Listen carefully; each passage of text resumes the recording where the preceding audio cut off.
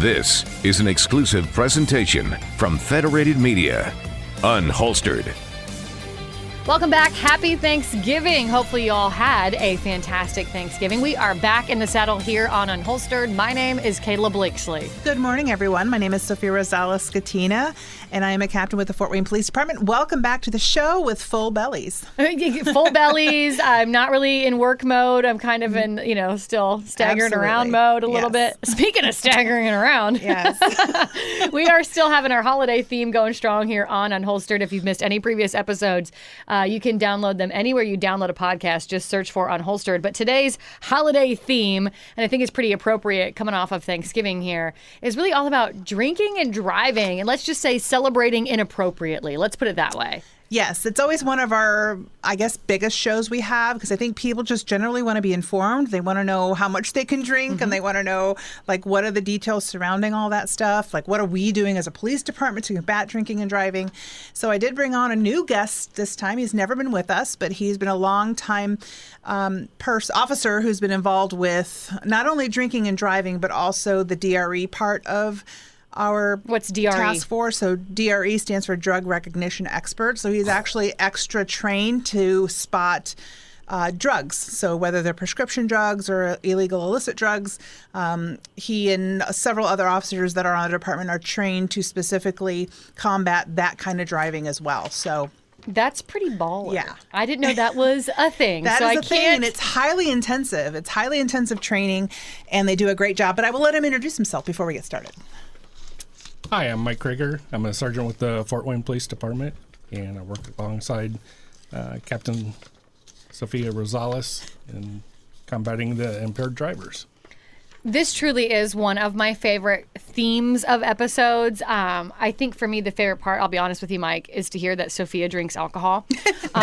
Sometimes I think I'm one of them. Us average Joes, we're not within the Fort Wayne Police Department, so sometimes we just feel like officers are not human, right? Therefore, they don't participate in normal human extracurriculars. But we do know Sophia enjoys a good cocktail every now and then. I think that's bourbon. a little bit of bourbon now and then. Wine, yeah. So I think that's my favorite. What I enjoy so much about this episode is just kind of getting real with you guys. So I'm glad Sophia brought you on. First and foremost, I am just dying to know, because this DRE program sounds awesome.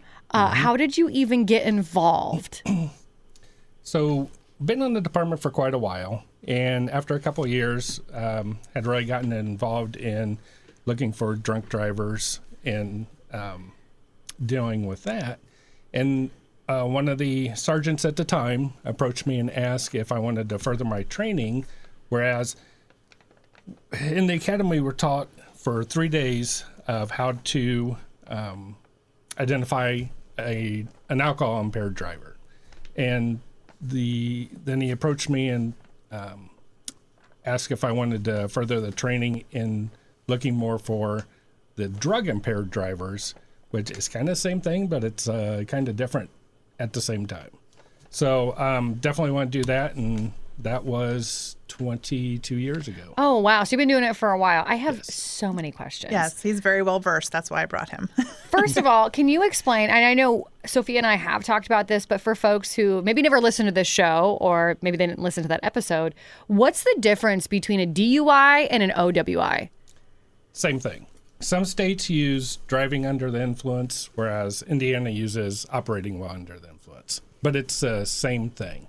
So OWI can mean alcohol, or it can mean driving under a prescription drug or illicit drug. It's all the same thing in Indiana. How do you, so you were talking about, you are trained to be able to stop impaired drivers. Do tell us the secret. How do you spot an impaired driver? I mean, personally, I would love to know that, especially when you're out on the roads around the holidays. It's a little bit late, and it's like, nope, I kind of want to stay away from that vehicle. I would be able to pinpoint, I think, an obvious sign of, some swerving, maybe not stopping at a red light or a stop sign, but is there more tricks to the trade? There's really no tricks to the trade. It's just using your senses. Just like you mentioned, say, if you're driving down the road and you see somebody weaving in front of you, that's the exact same thing that we look for, are those things that just catch your eye that doesn't look normal. That's not what a normal person would be doing. So and that's what catches our eye the first time, is just the exact same things that anybody else driving down the street is going to look for. And then once we have a reason to stop that vehicle, then it becomes a little bit more involved as to how the driver's speaking, whether they're slurring their words, are they agitated, are they not remembering the answers to the questions that we ask, and it just starts going on and on a little bit further. And what we're looking for is just that problem they may have with dividing their attention between different tasks, such as getting your license and your registration and answering where are you going at the same time. Whereas, so a normal person with normal faculties would be able to do those simultaneously at the same time, whereas somebody who may be impaired by drugs or alcohol is going to have difficulty dividing their attention between those tasks. And I want to kind of circle back to something you said, and Sophia, you can elaborate this too on this if you want to. But you're not just pulling over people, like you said. There has to be a legitimate cause, if you will, to pull them over. Like, what are we talking about in terms of that? Yeah, it's failure to maintain your lane, driving over the left of center, going off the road onto the shoulder past the white line. You can't keep in that lane. That's a pretty high indication that something's going on. Either you're a distracted driver texting, and you shouldn't be doing that either because that's against the law, or you're probably impaired at some point, or you're just not paying attention. So those things are infractions, then we get to then pull you over. One of the biggest things, though, that we see, and I know this has always been like a big percentage of drunk drivers, is failures to turn your headlights on.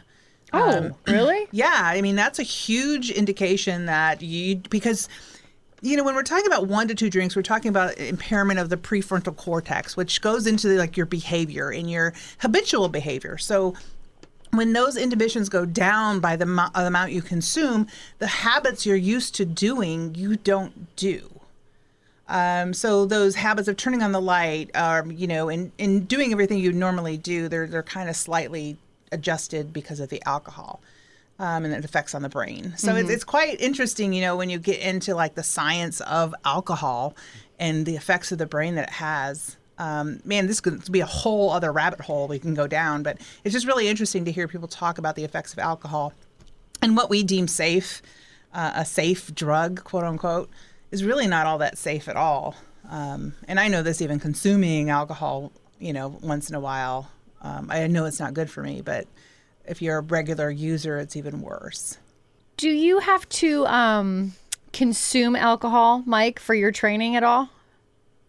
We do not. Now, we do have individuals that come in and we dose them according to specific charts and limits to get them to where they are at or around the 0.10 BAC level.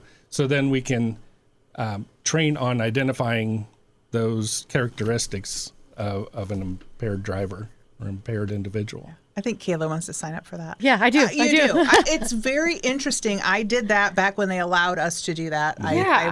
I would go in and drink. I volunteered to go in. Volunteered to go in. Volunteers tribute for this one. Yeah, but it's just a really good thing to understand your own personal level and where you are. Because I was like an 08 and I was just hammered. Like, really? I went home. I fell on my bed. I think I slept for 6 hours. I'm not a big drinker. I mean, yeah, I have 1 or 2 occasionally, but it's not an everyday thing for me. So my limits of alcohol, we've talked on the show, I drink a drink, then drink a water, then drink a drink, then drink a water. And it's over the course of 2 or 3 hours that I may have 2 drinks. I normally limit myself to just 2 drinks when I'm out. Because I know what my limit is, because I still remember how I felt when I was doing that exercise. But on the other hand, the abundance of caution, because my job is what it is. I don't want to be on the front page of the newspaper like I would be if I got caught drinking and driving. Oh, for sure. And your .08 is going to be really different probably from yours, right, Mike? Yes. I mean, your body composition, your genetics, they all play into that. Women generally tend to have more fat on their bodies with, breasts and just our thighs, our hips and things like that. And that's where alcohol likes to reside. So we tend to get inebriated a lot quicker than men. They metabolize it faster because it doesn't store in their fat. Am I correct there? Yeah. I think I remember. So men tend to be have more water in their bodies in relation to their weight than what women do. Women just by nature have more fat. And so when the alcohol gets into the water in the bloodstream, it starts getting up to the brain. That's where you start having problems. But since men have more water in their bodies, say if she were to have 4 drinks and I were to have 4 drinks, my alcohol level would be lower than hers because it's been diluted by the water, the more water in my body. Like you said, the whole science behind it is actually quite so fascinating. Yeah. What do you run into more in terms of impaired drivers? Do you find most are under the influence of alcohol, or do we have a lot of impaired drivers influenced by some kind of illicit drug? Mm-hmm. By far, most of our arrests are alcohol related. And a good reason for that is when every police officer in Indiana has been gone through this 24 hours of training to identify someone impaired by alcohol.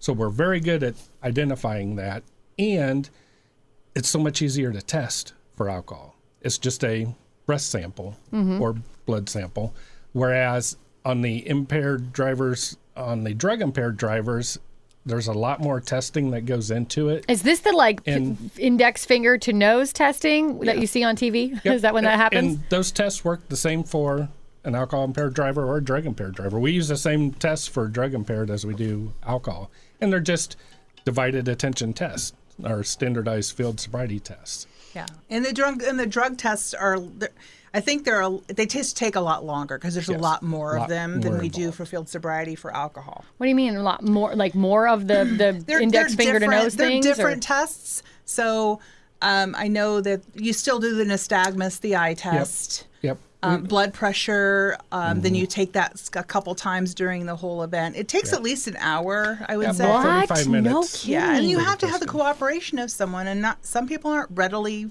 willing to give that because they know what's going to be found. But I mean, at what point then, if you're like, okay, I've drawn the conclusion, you clearly are on something. I mean, 45 minutes, an hour in, you're like, okay, now we're taking you in. I mean, how and when does that moment occur?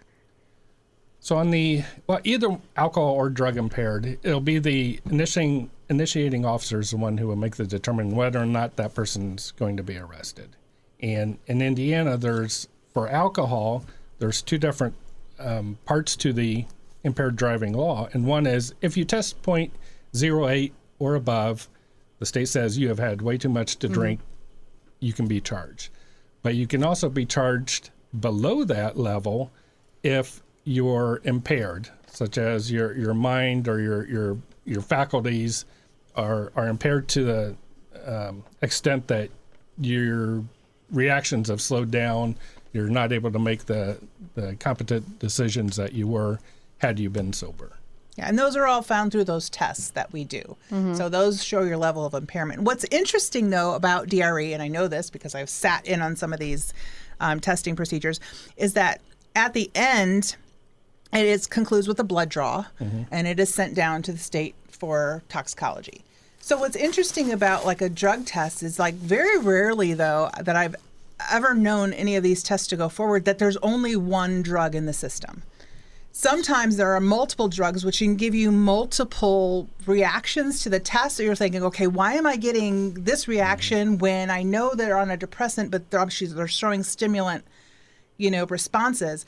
And it's because they're on 2 different things. So someone could be on like a stimulant like cocaine and then smoke a little weed, so one's a depressant, one's a stimulant, and they're counteracting each other in the body and throwing off all different kind of markers. So until you get the toxicology back, that's when yes, they had marijuana, and yes, they had cocaine. And wow, I was right. There were 2 differentiating. So are they causes. charged then with different levels of that? Like, okay, you've got marijuana, you've got cocaine, I don't know, whatever other drugs there are. Is that how does the level of charges work? There's different sections to the OWI offense, and that one of them is, so if you test over 0.08 with the alcohol, you can be arrested for that. If you're impaired by the alcohol, you could be arrested for that. If you have certain drugs, say, are Schedule I drugs, heroin, marijuana, which is still illegal in Indiana. Good reminder. Thank you for that. In your system, you can be charged for those also.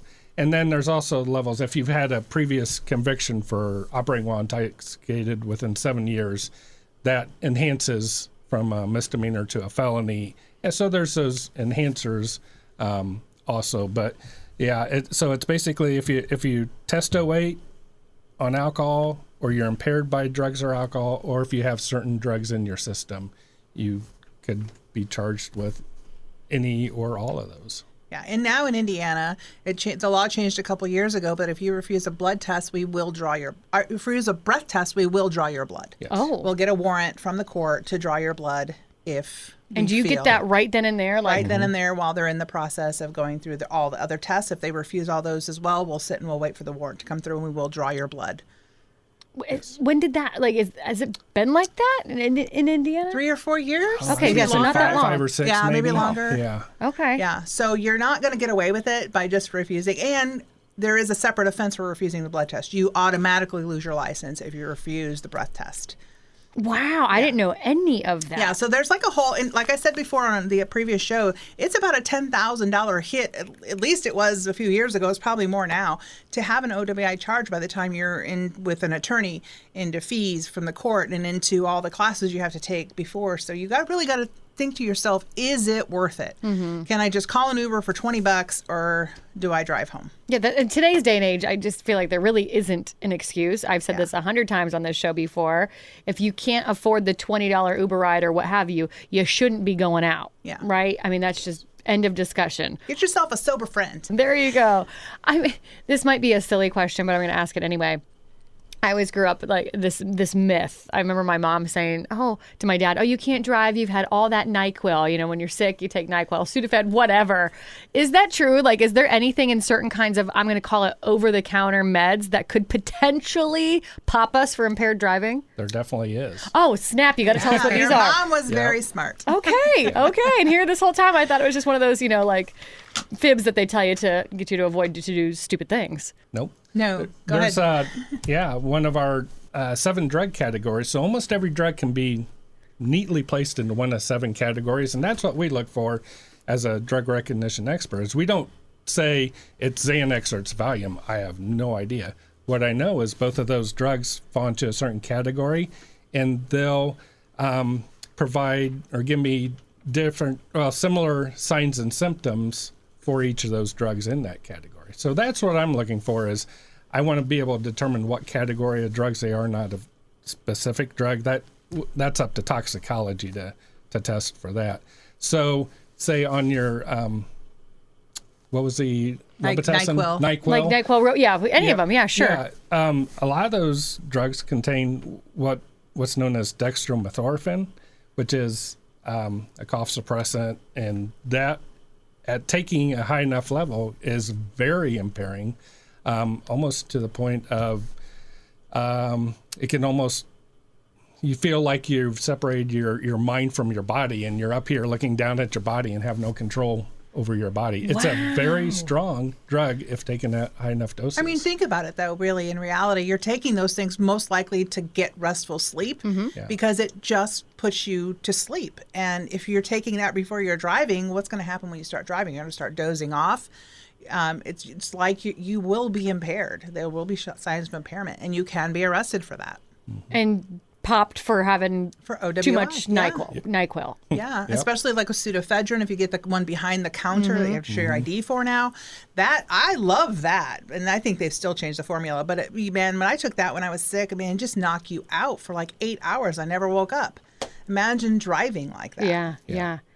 So what you mentioned these 7 categories. Can you dumb them down so your average Joe's over here? What are those 7 categories? Sure. So the one we're most familiar with is a depressant category, and we call it a central nervous system depressant because it depresses your central nervous system, your bodily functions. It's going to slow down your mind, your body. A lot of your clinical indicators like blood pressure and pulse and temperature will all be affected by this, and that's where the biggest drug in that category is alcohol.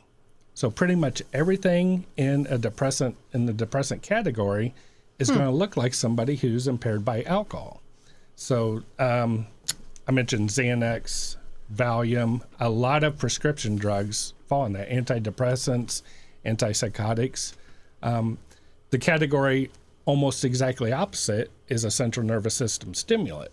And then there are your methamphetamine, amphetamine, cocaine. Those are your uppers that, you've seen photos or video of people on methamphetamine and they can't control themselves. Their arms, hands are going everywhere. We also have the dissociative anesthetics, and that's where the dextromethorphan comes in. Okay. Where it numbs the pain, but also you get that feeling that you're kind of floating above yourself looking down. You have no control over your body. One of the big categories that we have been dealing with lately is cannabis, marijuana, then the concentrates like wax and dabs, and That's probably going to get a whole lot worse, right? Yep. Thanks to Ohio. Edibles. We're seeing a lot of edibles lately. Gummy bears infused with THC. And remember, it is still illegal in Indiana. Yeah, you can go buy them in Michigan, but the minute you cross the line to Indiana, it is illegal to possess, and you can be arrested. Yep. Narcotics, such as, in that category has, the big one in that is heroin, fentanyl. Those are the big ones in that. Makes sense. Categories. Yep. Inhalants, people that inhale, just about any Paint, gas, markers, all of it. Do people Yes. still do Oh, that? they still do that yeah. because it's cheap and it's readily available. You don't need an ID. It's not illegal to possess. But you always know them because we have someone here in town that we all know. And over the years, I can't believe he's still alive. But you just know all his mugshots have paint all over. Yeah. And the metallic paints, if I'm not wrong, are Yep, the they most... like the metallic That ones. is so sad. Yeah, it is sad. It is very sad. And people look at that and they laugh. But really, it isn't funny because those things immediately go to your brain and just start eating your brain. Yeah, like you said, it's a wonder she, I guess, I don't really know, is still alive. Yeah. Last category, one more, right? Did I miss one? You got depressants, stimulants, cannabis, narcotics, inhalants, the antis, I don't know how to say that one. What's in your NyQuils and your Dissociative rubber? anesthetics. There it is. We missing one? Or is that all of them? Oh, he's missed that. He's trying to There's think. one. I got out of order. He didn't know this was a test. You know, I guess I just didn't even realize, like inhalants, that's a category I guess I never would have thought of. Yeah. And most people don't because it's not your job to think of those. Right. I mean, everybody probably classifies them as just stimulants or depressants because basically that they're doing one or the other at some point in time. But for classification purposes, for law purposes, we do have to separate them. All right, let me ask you this. You know, it's the holiday season. Like I said, we're just coming off Thanksgiving. We know everyone goes out on Wednesday night before Thanksgiving. I was not one of those individuals. I was safely tucked into my home. But if you are out partying or whatever, I don't know, you're in an Uber or maybe you are the sober driver home and you are picking up on some signs of impaired driving from a particular car. Do you encourage, your good Samaritans to call in that car, or what would you prefer in that scenario? I think we do prefer that people call in. We'll try to get someone there. It's just all going to depend on manpower and where we are and how busy we are if we can get there. But Especially around the holidays, huh? But around the holidays, though, we do beef up our OWI patrol, so we have extra patrols on duty. But again, that's an extra assignment, and at the holidays and people are off, so are they really? We don't have that many people working them, but we do have some. But we do prefer that you call them in. You can use a 911 line if you think it's emergency, or you can go through the police desk, the non-emergency number 427-1222. If it's severe, if they're causing a crash or almost crashing into people, yes, that's a 911 call. If you just think someone might be like, hey, here's a license plate, they're headed this way. We don't require that you follow them. It's helpful if you do, so we have updates on where you are. But we don't want you to get into any kind of altercation with someone because you're following them as well. So we want your safety to be paramount. Yeah. And from an impaired driving standpoint, if we have a motorist that will call us and provide us that information, when it's real time, we're much more able to locate that person. Plus, it's so much good when we were to go to court that we said a person who has no special training recognize this person as an impaired driver. Point, yeah. Yep. And I tell you, one of the best, why this happened twice is I'll be going to jail with a drunk in the back seat, and the drunk pointed out the drunk in front of me. Geez. He recognized that the person in front of us that's so was drunk. And funny. that's happened twice, and that was perfect. Okay, real quick, the 7th category was hallucinogens. Hallucinogens. There we Those drugs that go. cause hallucinations. It was going to bother Such you, as- wasn't it? Yep, peyote, Ecstasy, that's a big one. LSD, we do run into mushrooms. ecstasy, yep. Really quick, I've only got you for like 30 more seconds here, but I mean, Sophia, you said it. I wanted to circle back to it too. Yes, you have extra, guys, gals out patrolling for OWIs, or impaired driving in general. But what about, we always see increased DUI, OWI checkpoints this time of year as well. I mean, We do not do checkpoints. You don't do those. We do Okay, not. that was my question. No. So that's by county, I'm assuming, or ISP? Yeah, county ISP may do them. I don't even know if they do them anymore. So you're just doing the We maybe just some do regular beefed up traffic Gotcha. control, and we just look for those infractions that people are making, or the impaired swerving, failing to maintain a lane, crossing the middle line, crossing the shoulder line, Gotcha. those kinds of things. Not having your headlights on. I think there's a 33%. I think it's 33% of the time that someone doesn't have their headlights on that they're impaired. That is nuts. So stay away from that driver. Yeah, so there's on the like a whole roadway, too. list of things that people do that are like listed by percentage of how much they're going to be, how many times they'll be impaired. Absolutely fascinating. Mike, thanks for coming in. You're welcome. Happy holidays to you. I guess at this Happy point, Merry holidays. Christmas. Thanksgiving is behind us. Holy Don't smokes, even I say it. cannot Don't believe even it. say it. As you're on the roadway, maybe, traveling for the holidays, don't forget you can download the Unholstered podcast and listen while you're driving. You can download it anywhere you download a podcast. Your town, your team, your topics. This is Unholstered. Thanks for listening to Unholstered. Be sure to subscribe on Spotify, Apple, Google Play, or wherever you listen to podcasts. Just search Unholstered.